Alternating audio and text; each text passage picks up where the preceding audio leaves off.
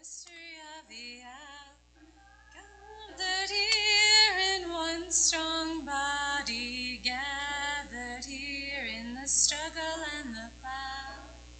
Spirit, draw near, gathered here in the mystery of the hour, gathered here in one strong body, gathered here in the struggle and the power.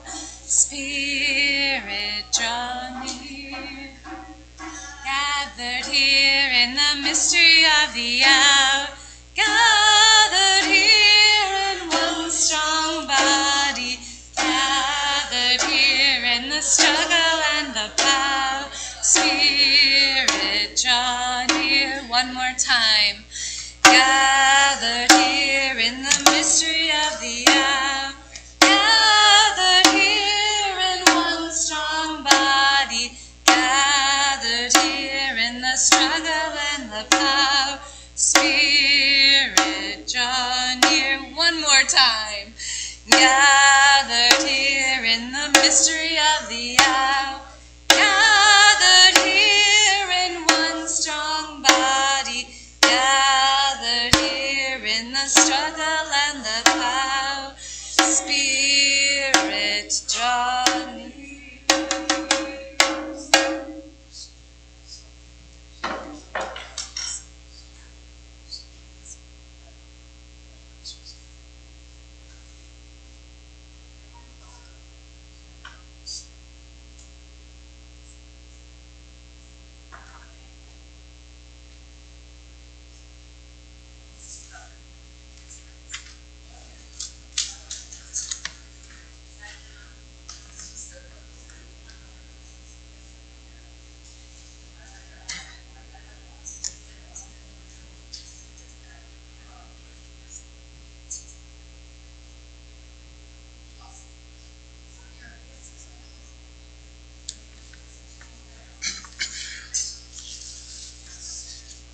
Welcome to all. All of you is welcome to our Sunday service. Good morning, everyone. And welcome to Unitarian Universalist Fellowship of Topeka, UUFT. My name is Rob Koch, and I am blessed to serve this, our wonderful congregation. I'm so glad to see all of you, all of your faces this morning as we gather in hope and in peace. We come to UUFT to be together, to rejoice with others, to find community. But most of all, we come to UUFT to have our lives transformed. We welcome all in our doors, the joyful, the heartbroken, blacks and whites, atheists and Christians, Muslims and Jews, straight and gay, lesbian, bisexual, and transgender. Welcome to any guest we have today. Thank you for taking a chance with us, taking the time to walk through the door and join us. Please silence all your electronic devices and know that our service is being live streamed today to YouTube, and that affects that microphone as well as this one. Let's continue by joining Janine in our opening song, Where Do We Come From? Used with permission.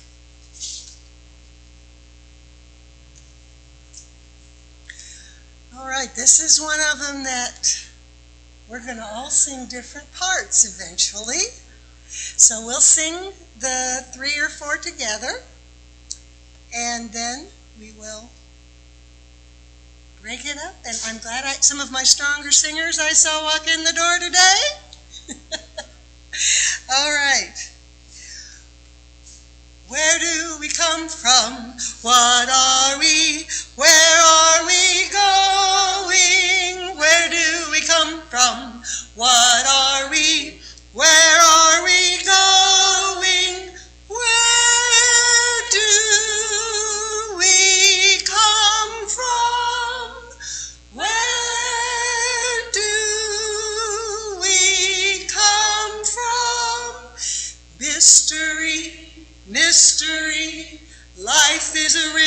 and a mystery, mystery, mystery. Life is a riddle and a mystery. Where do we come from? Where are we going? This is the one, this is the one. We're gonna cut because it's really too hard. Okay, we'll do the first three. I warned Reverend Sarah we would do this. All right. Let's take this group and this group and this group, and we'll do three. I'm eyeing my singers in that group, okay? Where do we come from? No, I'm doing, where are we going? Where do we come from? Keep it that. Are we? Where are we going? Where do we come from? Where do we come from? Mystery, mystery. Life is a riddle and a mystery. Mystery, mystery. Life is a riddle and a mystery. Where do we come from? Where do we come from? Mystery, mystery. Life is a riddle and a mystery. Mystery, mystery. Life is a riddle and a mystery.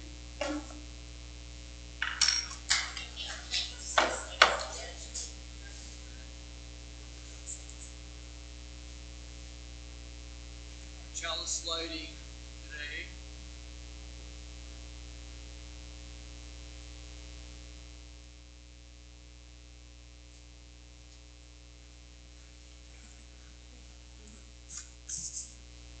May we be reminded here of our highest aspirations and inspired to bring our gifts of love and service to the altar of humanity. May we know once again that we are not isolated beings, but connected in mystery and miracle to the universe, to this community, and to each other.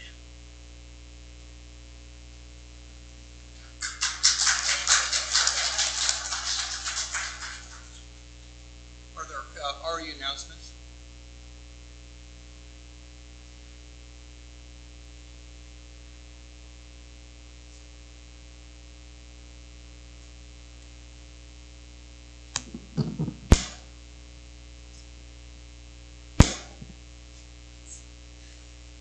Good morning.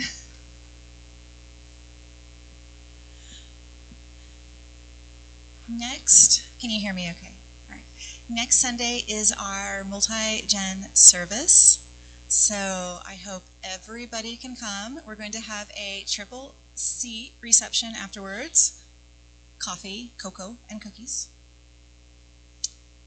And let's see, the Nature Savers class is still collecting full-size blankets and adult-size gloves.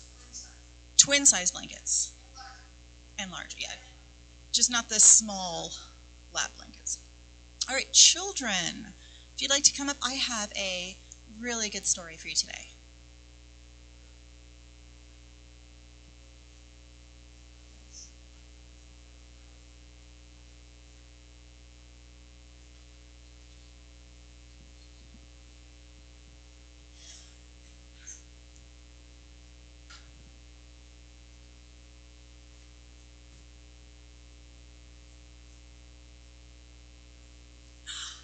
Our story for all ages today is Dream Animals by Emily Wingfield Martin.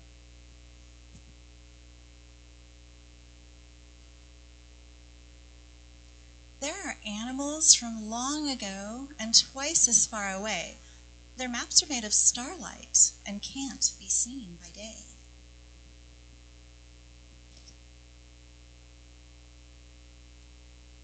These creatures are the reason dreamers get where dreamers go. Dreamland is too far to run and sleepy feet too slow.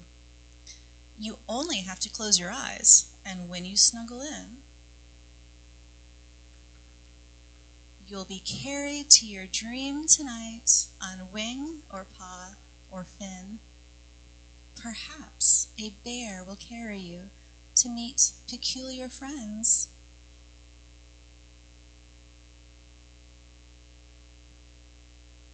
Who set their misfit table for a feast that never ends.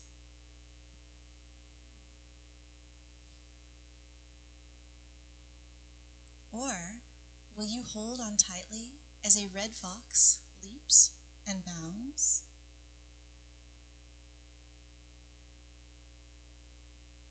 Toward an elfin hollow hidden underground.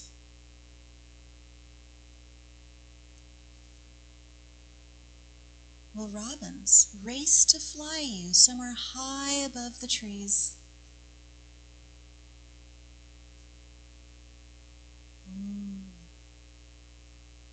That would be a fun flying bike.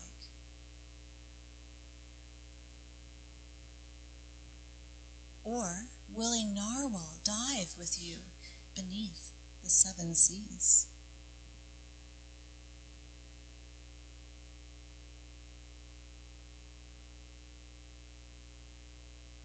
I wonder how the tea stays in the teacups underwater. The density, the salt of the water. Okay. Will a tiger take you to a wonder of a show? With daring feats up overhead and wild beasts below? Or will you sail on moth wings to the edges of the blue?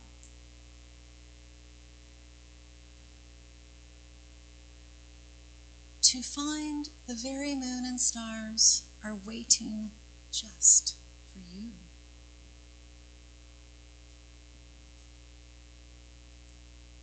Whatever dream you visit when night replaces day, your furred or finned or feathered friend will surely know the way. And let's see. Oops. I did have one extra announcement. I am wearing concert attire today because I have a concert at 4. If anybody would like to come to Vespers at Washburn at 4 p.m. It's a good, at White Concert Hall at Washburn University, yes. And now, Coleman will carry the lantern and we will sing Go Now in Peace.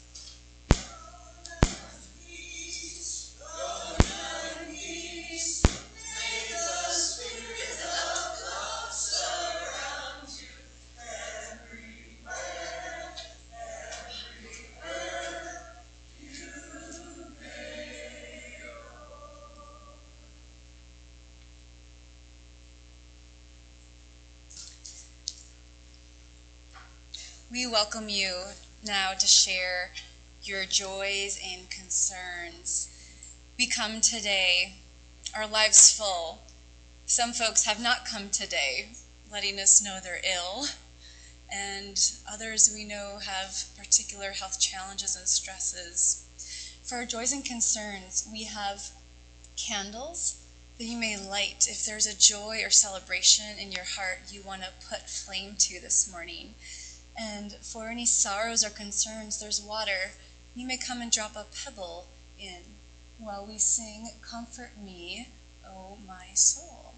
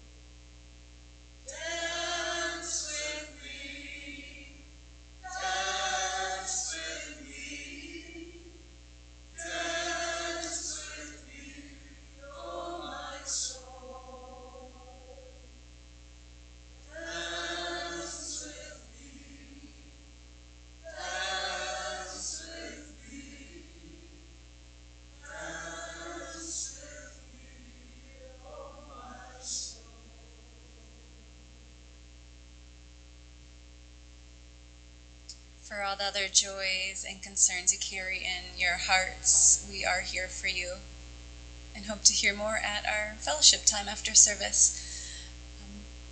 One such announcement is that our reader, Jules, is sick with her kids, so instead Carrie Peoples is going to come and read for us today.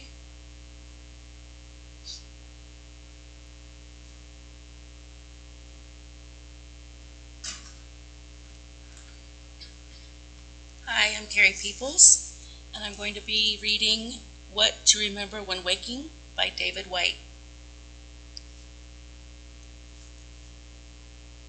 In the first hardly noticed moments in which you wake, coming back to this life from another, more secret, movable, frighteningly honest world where everything began, there is a small opening into the day which closes the moment you begin your plans. What you can plan is too small for you to live. What you can live wholeheartedly will make plans enough for the vitality hidden in your sleep. To become human is to become visible while carrying the hidden as a gift to others. To remember the other world in this world is to live in your true inheritance.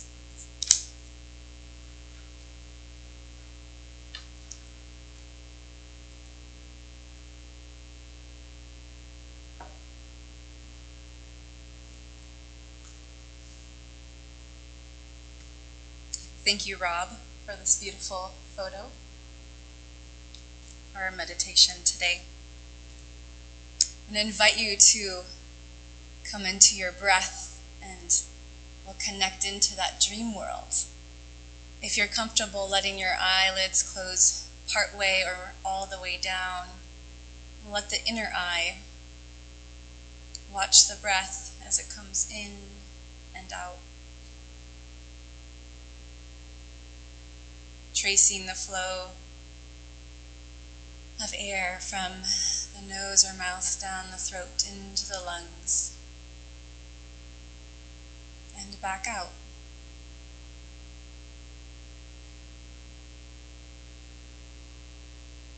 This precious breath that brings us life moment by moment,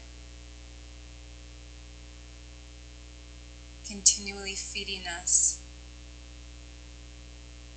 a source of energy and possibility.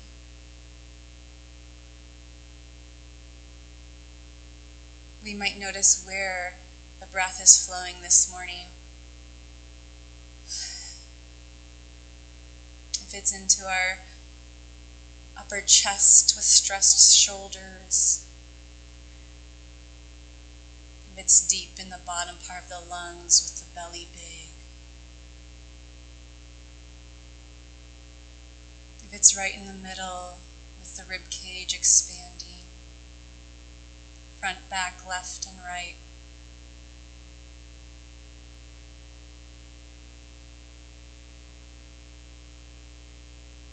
Watching this breath, the friend of the body, mind, and spirit, that even breathes while we're asleep, unbeknownst to us, continues the inhalation and exhalation.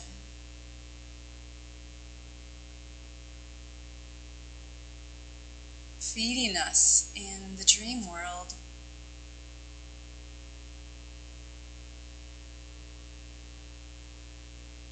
I wonder if there's a dream that you remember from last night.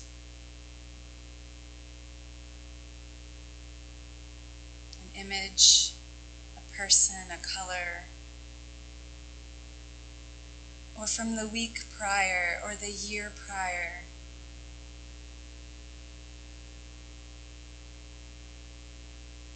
Are there any dreams from your adult life or your childhood that you could bring to mind?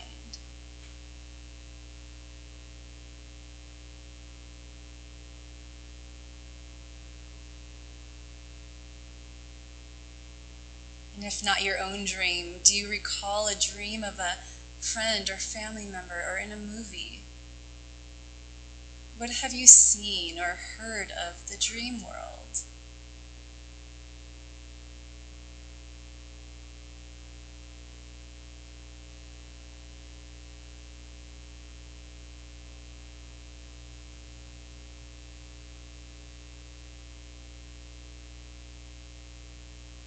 We travel with this breath that flows through dream time, through waking time, back to this time, this present moment,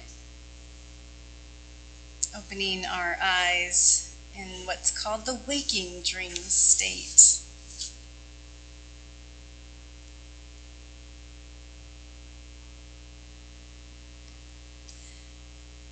Now I have to wake you up again. Welcome back. I have a question for you. What do these 4 things have in common? Number 1, how Harriet Tubman led people who were enslaved in the South to freedom in the North through an underground railroad in the 1800s. Number 2, how the peacemaker was inspired and able to unite 5 warring tribes in the 14th century, the Mohawk, Oneida, Onondaga, Cayuga, and Seneca of the Lake Ontario region, into a union of peace. Number 3, how Donna Thompson realized in 1995 that the fundamental pattern of life is a diamond, and collaborated with Bob Schrey to develop source point therapy, a blueprint of health for the human body, to restore and maintain health and connect people to their natural states of order, harmony, balance, and flow. And number 4, how Srinivasa Ramanujan made over 3,800 correct mathematical results in the early 1900s when he had almost no formal training in pure mathematics, and he made significant contributions to number theory, infinite series, and continued fractions, including solving solutions to problems considered unsolvable. Any guesses?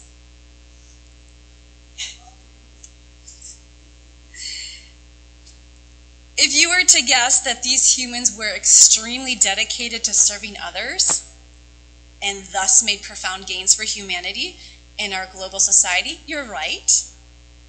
And there's something else they have in common I heard out there.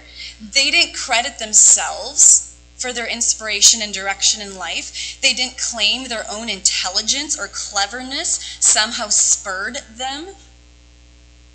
If we hear their stories, we hear what gave them this power and to lead them toward mind-blowing success for the health liberation and advancement of our world. Our first story is Harriet Tubman. The National Archives of African American Heritage say this about her.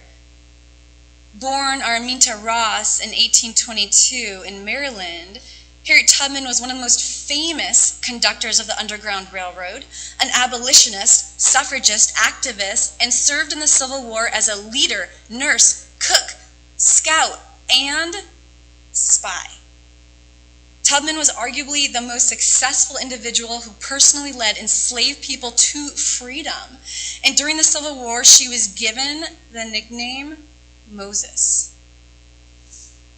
Tubman was the only woman to lead a military action during the war. She led black troops in the Combahee River Raid on June 2nd, 1863, with the result of 750 enslaved people liberated. Robert Moss, a pioneer of active dreaming, it's an original synthesis of shamanism and modern dream work, adds this about Miss Tubman's story on his blog site. Harriet Tubman is an exemplar of how dreaming can contribute to liberating people and communities from an unjust order. She used dreams and visions of maps to get parties of fugitive slaves across otherwise unknown terrain, even across a flooded river. He tells the story of Harriet Tubman as a dream tracker in his book, The Secret History of Dreaming. And he goes on to write that Harriet inherited special gifts, including the ability to visit the future from her father, who could always predict the future. She spent a lot of time with Ben Ross in the woods. They may have revived something of the atmosphere of the sacred forest of the Ashanti in the practice of West African dream trackers.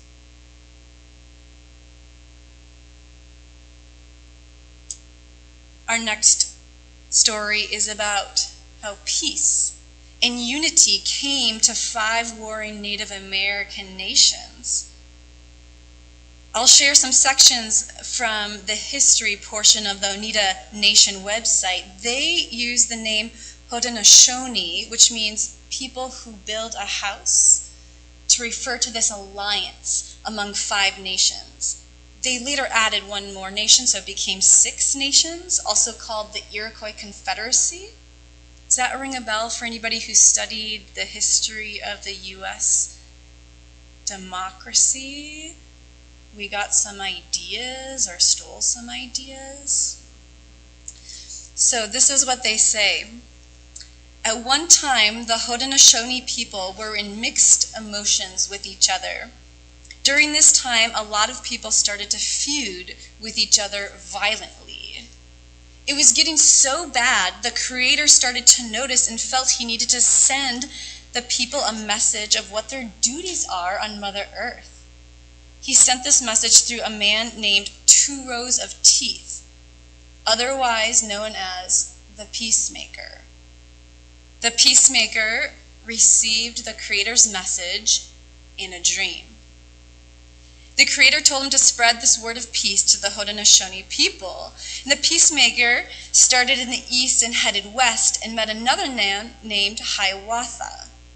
Hiawatha was a Seneca who was married into the Mohawk people. And when the Peacemaker met Hiawatha, Hiawatha was mourning the loss of his wife and 3 daughters. He was very heartsick and sad. The Peacemaker told them the message he had received from the Creator in the dream, and Hiawatha accepted this message and offered to help the Peacemaker spread the message to the Haudenosaunee people. So on their way they went to the Mohawk village and the Oneida village and the Onondaga people, and they talked to the Cayuga and the Seneca.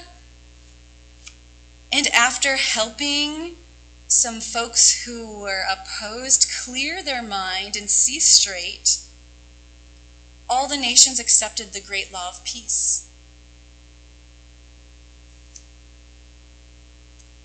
3rd story comes from Donna Thompson. She lives in New Mexico right now. Donna was raised in the Unitarian Church and says she always remembered her Sunday school material. At the age of 8, she was reading about the Buddha, Egyptian pharaohs, and Hindu deities. She states, "I've always been grateful for that early opening to other ways of seeing the world, to an expanded consciousness." I wish Aaron were here to hear this. So Donna, raised as a Unitarian, goes on into body work and energy work. And a few decades ago, she has a dream. She woke up from the dream remembering nothing but these words: "The fundamental pattern of life is a diamond." 3 years later, the information of source point began to emerge from a single question her partner Bob Schrei asked. Donna was working with Bob, a body worker trying to heal people, and she would go into a state of consciousness she called the awareness. And in one session, Bob asked, "How can I help my work to hold better?"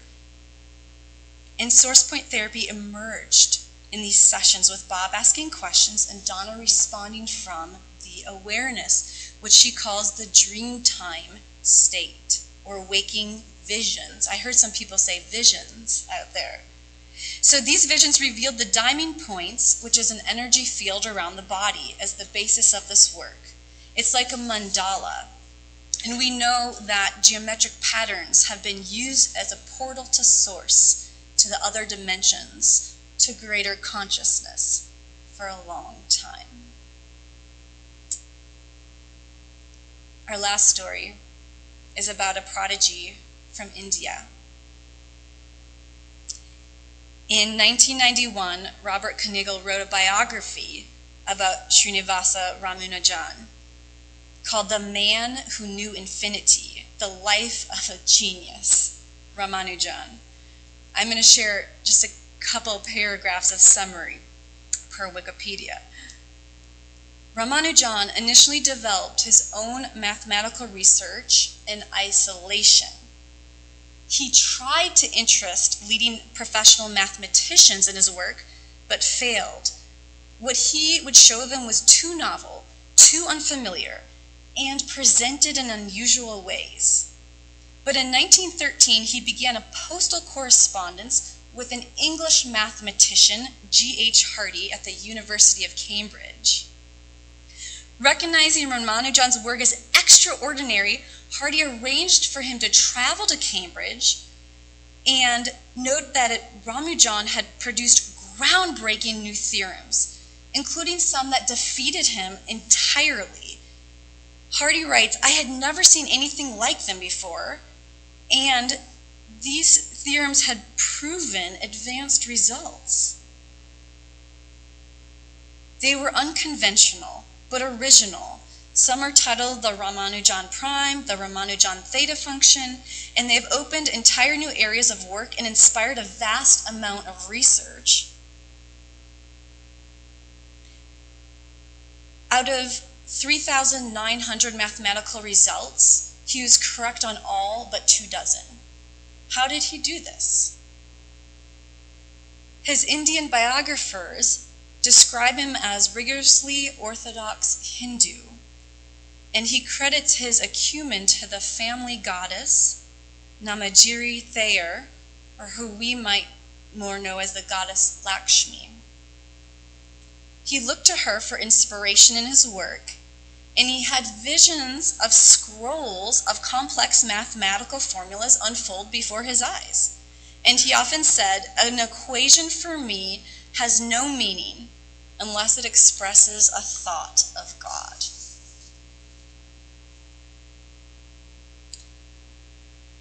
So we've heard how these 4 stories of amazing insights that have helped humanity,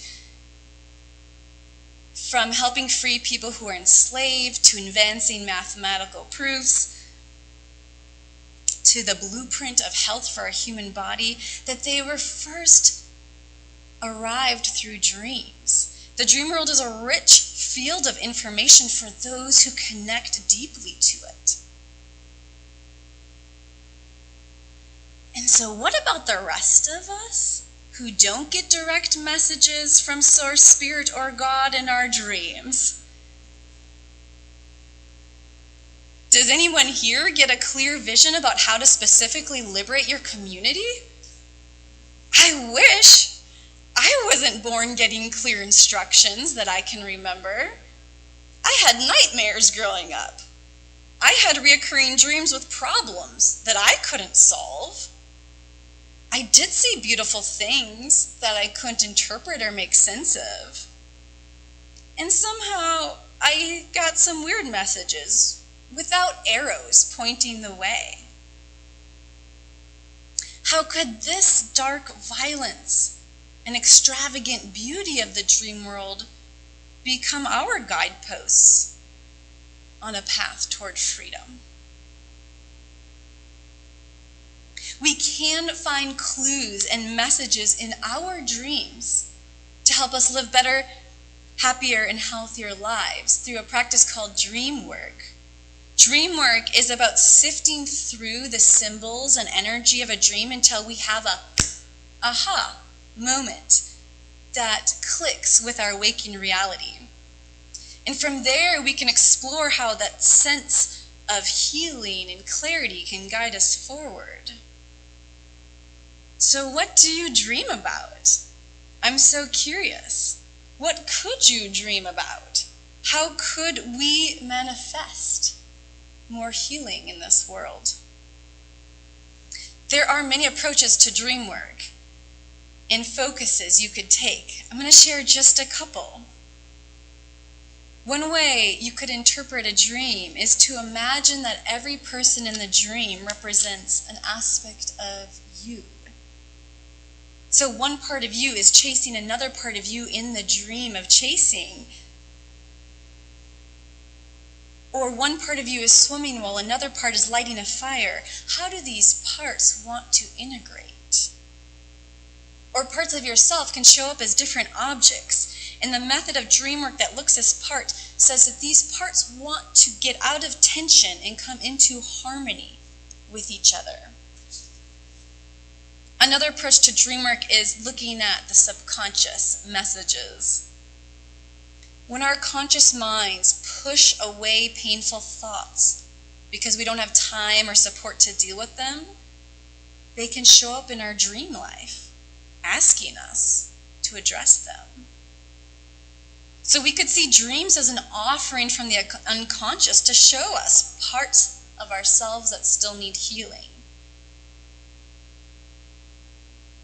We can work with these parts compassionately, similar to when we have childhood trauma and parts of ourselves have been pushed away and then come out in behaviors that we can't reconcile with our ideal self. Part of our subconscious puts away the ashamed and reactive side, and we protect that, but in our dream world it comes out. Or maybe you've heard of lucid dreaming. Does anybody here lucid dream? I see a couple hands. So lucid dreaming is when you're asleep, but your active mind knows you're dreaming. It wakes up without actually waking up and sees that you're in a dream and can control the dream while you're in it. So instead of getting chased, you suddenly turn around and say, "Stop chasing me. What do you need?" You can change the course of your dream. I also want to mention how we can do dream work to uproot our internal biases. I've studied my dreams to learn more about my implicit stereotypes. Those subconscious associations I have about certain demographics of people, we all have them. What skin color do people in my dreams have? How do they behave? How does this reveal my implicit bias? When I wake up and realize that my subconscious is still racist or ableist or one of the other isms, then I can target that in my waking life for improvement.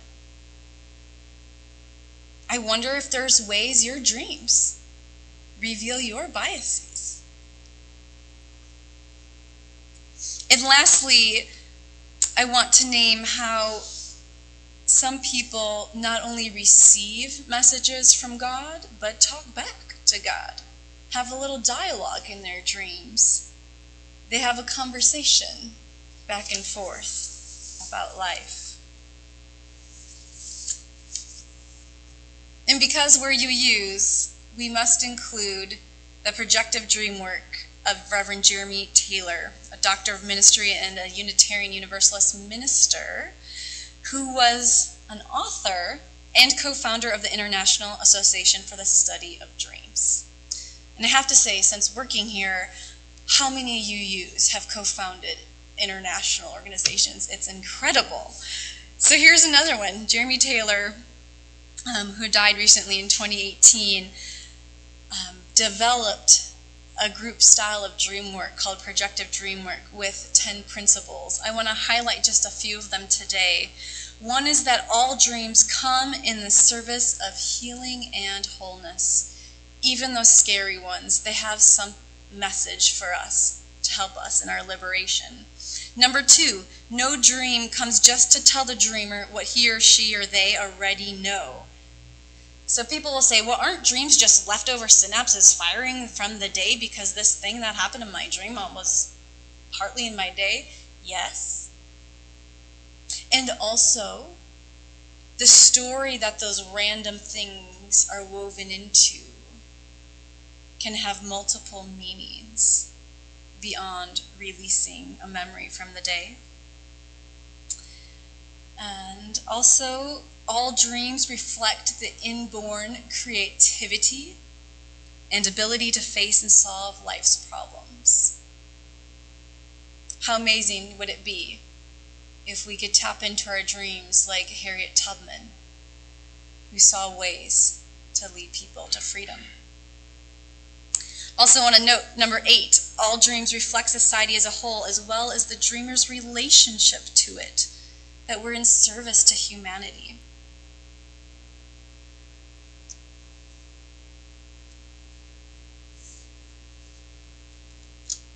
What is your dream life inviting you to see about your waking mind in the waking world? Only you can interpret your dream, its meaning, and your path forward.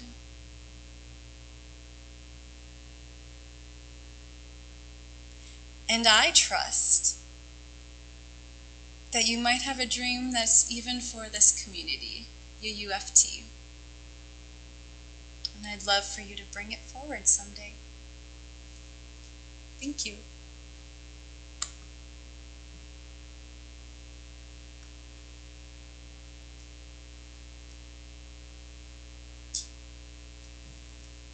Well, that was certainly enlightening and helpful. Congregational dialogue. Please come forward. Please gather, in small groups with your neighbors. Share your thoughts about today's service.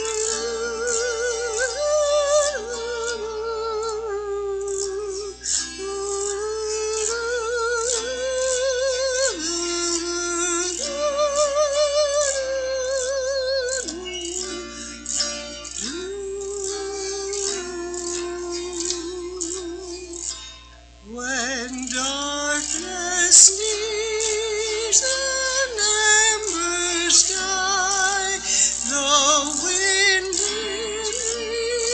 is a distant sigh, the end of day like a lover's dream of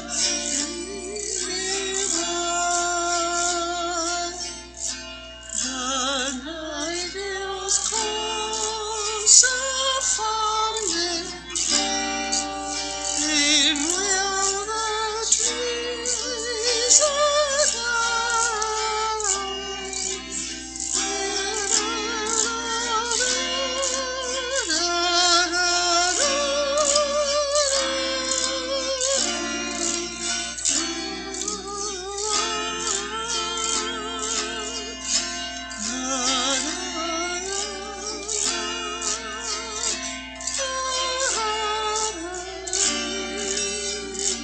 it all dies in its gentle wind. The peace slips in with the smoke of dream.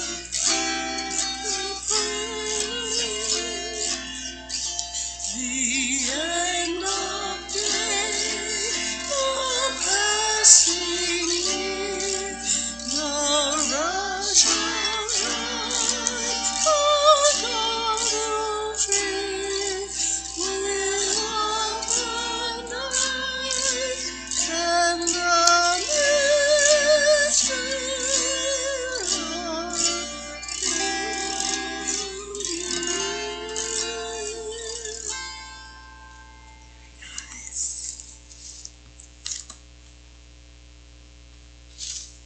I close with a poem by Mara Branscombe in the book Ritual as Remedy. Be a midwife to your own becoming. Allow the wild, silky parts of your soul to dance, scream, sing, and cry. Channel the uneasy pieces into sculptures that adorn the earth. Feed the complexities of your mind with simple, universal truths. Light the fires inside your medicine cave. The guides await your return, the birthing of a self reclaimed. Loon call, wolf howl, eagle soar, cricket song, shooting star, waterfall, bee rose, snake, fireweed, butterfly, cedar tree, sunflower. This goodness, this beauty, this truth, this is your birthright.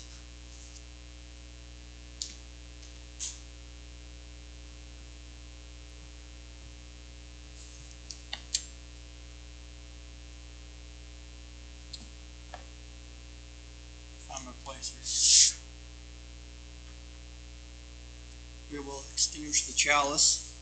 I have a reading by Dag Hammarskjöld. You may know he was UN. Raymond, who is this guy? Think. All right. So each morning we must hold out the chalice of our being to receive, to carry, and to give back. Thank you all.